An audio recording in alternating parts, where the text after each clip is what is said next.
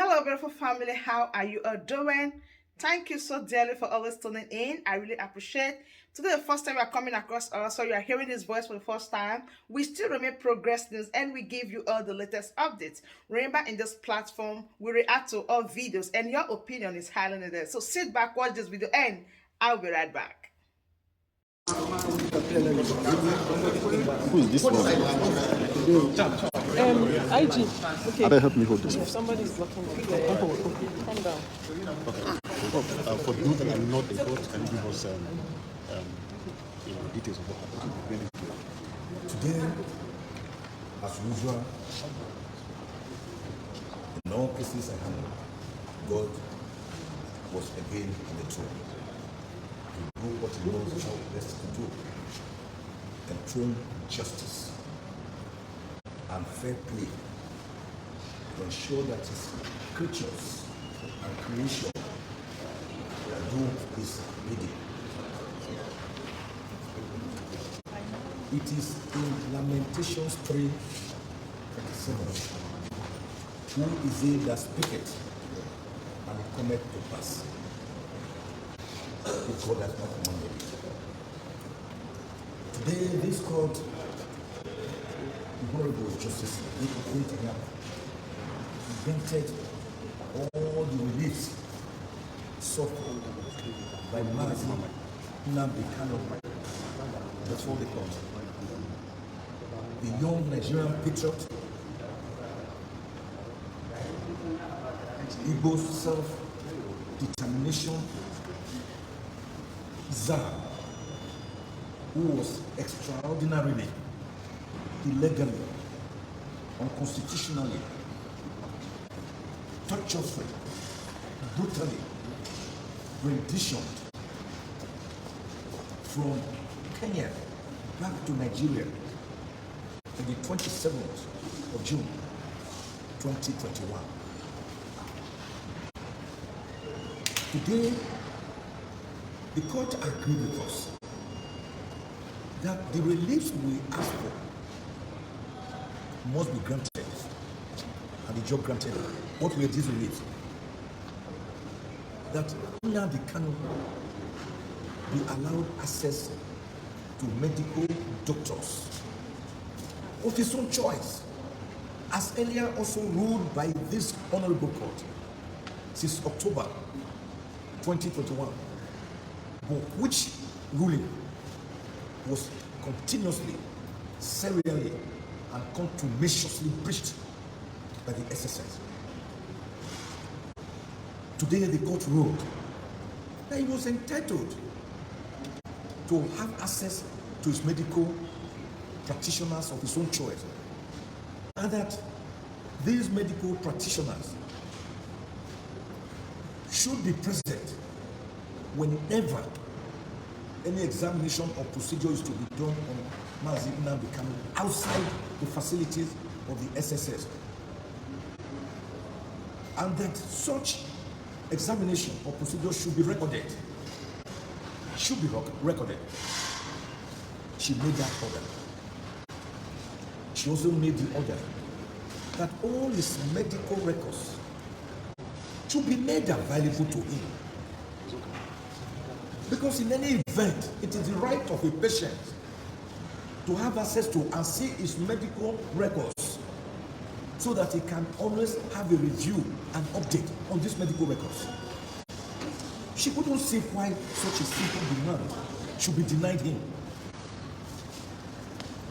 The SSS had filed a preliminary objection that this action was similar to the one earlier filed before this court and also before the court in Umuahia Federal High Court.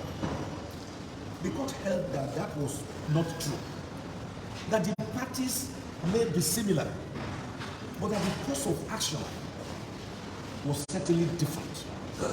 Because in that action, Mazi Nnamdi Kanu had sought for the enforcement of his fundamental human rights, which were granted by the Federal High Court in Umuahia, sitting in Umuahia. And guess what? The court had imposed a fine, damages of 500 million naira against the federal government of Nigeria, which, as I speak to you, has never been paid, and he begin to take steps to enforce that judgment. Since the only branch we have held out in the last 2 years has not been responded to. But that, on the other hand, the case before this court today was for an order of mandamus to compare a public agency, which is the DSS, to carry out its duty, which it has refused to carry out as laid down by law, after we wrote the letters, 2 letters, in October and November 2022, urging them to carry out what the court has today granted. They refused. So the court held that the 2 suits were different, one from the other, and that the earlier judgment before the Federal High Court, Umuahia Judicial Division, is not the same as the judgment she delivered today. So the court granted all our reliefs. Now the Kanu should now have access to his medical records, which so far have become a voodoo, which so far have become a mirage, which so far have become like an apparition, like a ghost, which so far have become like the subject matter of witches and wizards operating in a coven, not being seen by the patient himself, Mazin Kanu, by his parents, by his family members, by we, his lawyers. We will now have access to this medical record. We want to know, what is it that the SSS are behind? Why is his protection level oscillating like a yo-yo? And they increase the dosage now and again. Why have they made Nnamdi Kanu a guinea pig of trial and error? Why has Nnamdi Kanu not been well? Why did he develop ear ache, which now requires an urgent surgery, recommended by the DSS medical doctor himself? A team of medical doctors of the DSS have now recommended that this guy's ear is failing and must be operated upon immediately, otherwise he will lose it. Why is his heart not in position?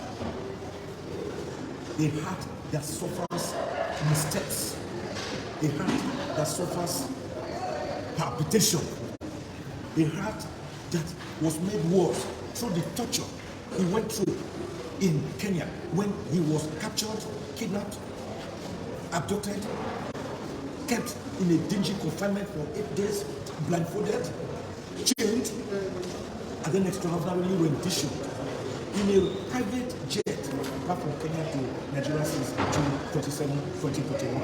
What is it that you have been hiding? We will now get an enrolled copy of this judgment of today. It's not a ruling, it's a judgment. We will roll it and write a formal letter to the DSS. Between June 27 and now, today, the 20th day of July 2023, 2 years later, we want to see the records now. We want to see what has been happening to his body. Because there are no 2 human beings. Once we die, we are gone forever. So this judge will be commended for her continuous courage and bravado in these times that try men's souls, in these times that try women's souls, to the extent that our earlier judgment was not only upheld by the Court of Appeal on the 13th of October 2022, but that the Court of Appeal went ahead to strike out the remaining 7 count charges that she had remanded. And by the way, the same federal government, in an unprecedented manner, went to the same Court of Appeal before another panel to obtain a stay of execution in a criminal matter using civil authorities, civil rules and authorities to obtain a stay of execution in a criminal matter, in a way and manner that is unprecedented, uncharted. We have tested that already at the Supreme Court. Kanu state execution of the liberty of a citizen. America will go out of its way to any country in the world to go and take out its own citizen. But here we have a Nigerian government staying the execution of the relief to release its own citizen, saying your fundamental rights should not be enforced. A government, a whole government that should protect its citizen. A government that has been defiant against reason, against sense, against sensibility, against good conscience, against morality, against the OAU advice that Nnamdi Kanu be released, against the United Nations Human Rights Committee, that Nnamdi Kanu be released, and not only to be released, but be paid adequate damages for the illegal and unconstitutional and torturous arrest and detention. Against the 34-page letter I wrote to the then Mr. President, General Muhammadu Buhari, in October 2021, pleading with him genuinely to release Nnamdi Kanu, against all my television appearances, against all my various lectures at different fora, including during the Ozekhome lecture in Enugu earlier this year, pleading passionately that the then President Buhari should release Nnamdi Kanu to his family. The federal government has refused to go up to date. Nnamdi Kanu's release will rather bring about peace and tranquility to our land. It will not cause any ruckus or any commotion. It is his continuous detention that actually causes the tension you are seeing in the southeast. Nnamdi Kanu does not believe in the sit down at home on Mondays. He has told me as his lead counsel, as his lawyer, that he does not believe in it, that he cannot be fighting for his people and be shutting down their economy. How do they feel? How will they train their children? Many a time he cried to me in my presence that he wants to be released so that he can hold a world press conference and address the Indigo and the Alligo and the entire world to say, don't stay at home on Mondays, go about your normal duties, work. Because the Bible tells us it is upon the fruits of your hand. I will bless you the labor of your hand. So I'm now re-echoing it again and again what Nnamdi Kanu has told me. He does not believe in that seat at home on Mondays, which cripples the social, economic, cultural, political life of the people, putting them under psychical, psychological, mental structure and torture. And the point must again be made, even if for the opt-in time, for record purposes, because they are bound in a large number, what we call historical revisionists, who would want to revise history and make us to have selective amnesia, or make us to be like the Bourbons of European history that learned nothing and forgot nothing, to the extent that even after the Treaty of Versailles in 1918, during the end of the First World War, leading to the enactment of the League of Nations, the Second World War still broke out between 1940 and 1945, which now led to institutionalization of the United Nations Organization in 1948. What is that truth? It is that Nnamdi Kanu was granted bail and he was enjoying the bail, acceding to all the conditions of the bail. He did not jump bail. He remained in Nigeria. His case was to come up sometime in October.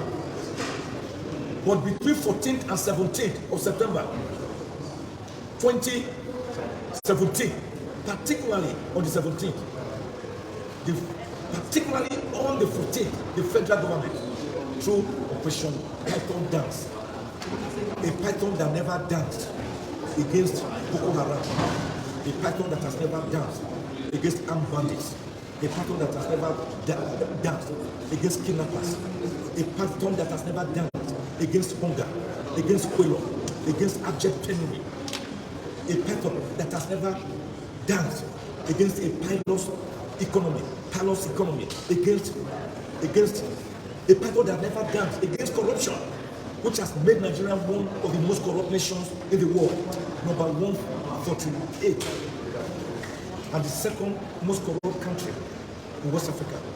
Now the country was ancestral home.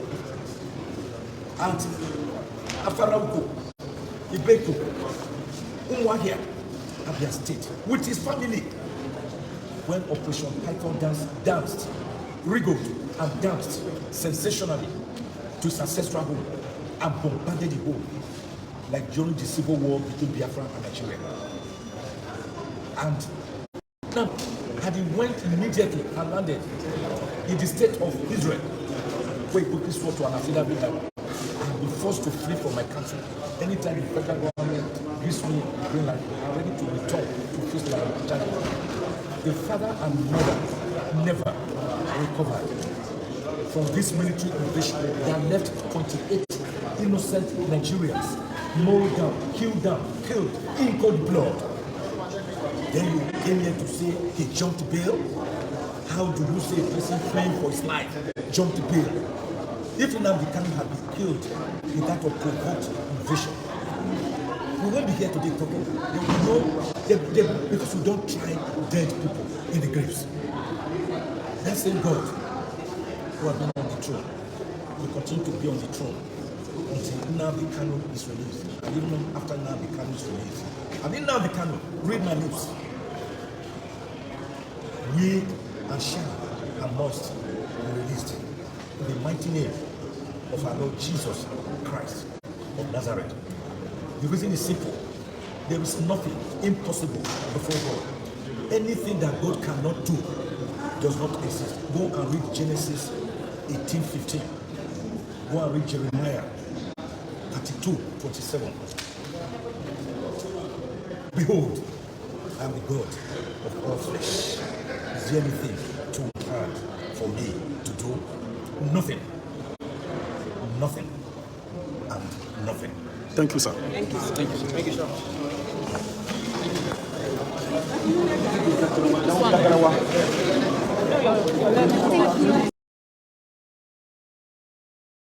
So my wonderful family, that brings us to the end of this update. Do well to like the video, share, and subscribe. Thank you, and bye-bye.